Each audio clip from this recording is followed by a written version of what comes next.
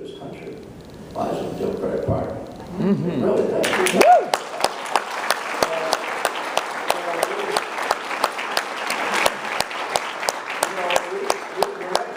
Abraham Lincoln was a wonderful president. He did great things. You wouldn't have that Stonewall shot in the hell of being elected in a Republican primary these days. And Teddy Roosevelt was wonderful. And he was progressive, you know. And we can even go up through Dwight Eisenhower and so on. Pretty decent people. But this Republican Party, I'm using my right hand deliberately, is so far off that they're going to become anachronistic. They're not representative of the country. As frustrating as we might feel at times, they're not the future. The future, frankly, and the children of these folks that stood out here and were embarrassed to do so and want to go right back to their work. But why are they working? They're working for a better life for their kids. Yeah. They want to make sure their kids are getting the best schools.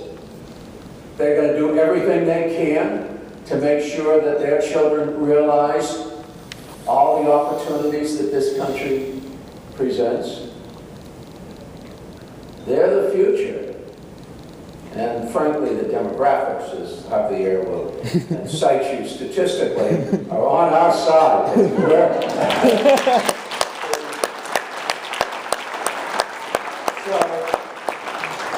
So, these old white guys, they have their place.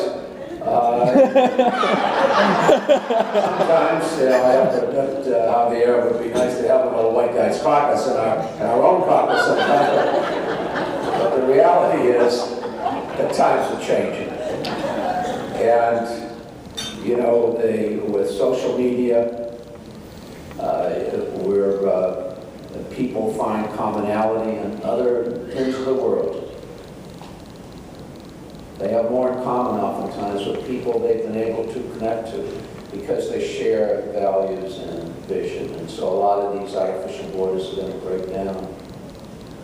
And a lot of the injustices are going to be overcome. There's a wonderful book by Moses Naim called The End of Power. Kip always asks me to share with him what books. Finished the book about the future I have, but he makes a very good point that over 80% of the wars that have military conflicts that have been fought since World War II were won by the weaker side. The side that had the weakest military, that had the least financial resources. But they stood on the high ground nevertheless because they were fighting for human rights, for democracy, for freedom of speech. And they're just two powerful concepts, the concepts that are just too powerful to be overcome, suppressed by dictatorships. So the world's changing. It's changing rapidly. We need to keep control of it so it doesn't change out of control, so that we remember that it's still about protecting all living things, that this is an ecosystem and we're all interdependent upon each other, and it's fragile. As beautiful as it is, it's still in danger of people who don't treasure it adequately, who aren't willing to take the measures necessary to protect it. But the fact is that we have the opportunity to lead a more beautiful, vibrant,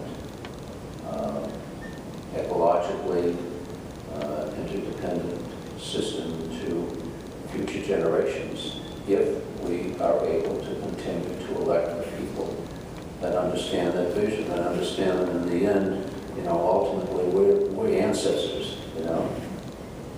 But what we do now is the message we send. The world will never see, but we're sure going to influence.